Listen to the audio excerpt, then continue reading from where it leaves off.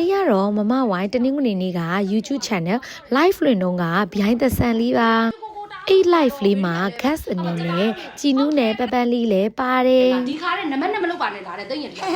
ရတီလေးကပန်းပန်းနဲ့ပပန်းလေးကိုတူတူကြည့်မလားနောက်ဆုံးယူမလား Okay I hold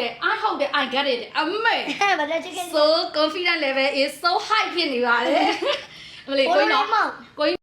မမဝိုင်းတို့က YouTube မှာ live လွှင့်ရင် blind box လေးတွေမဲဖောက်ပေးပါတယ်နော်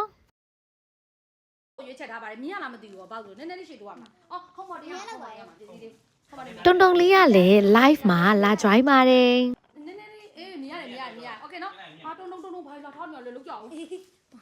တုံလေးပေါ့နော်ကဲစမယ်1 do animals လေးကိုလိုချင်နေဆိုရင်1နဲ့မှတ်ပေးပါ baby 3ရဲ့ version 3လေးကိုလိုချင်နေဆိုရင်တော့2လို့မှတ်ပေးပါ Okay နံပါတ်မှာ1လား2လားမမဝိုင်းရဲ့ဒီ live behind the sun vlog လေးကိုအဆုံးထိကြည့်ပေးသွားတာကျေးဇူးပါနော် bye bye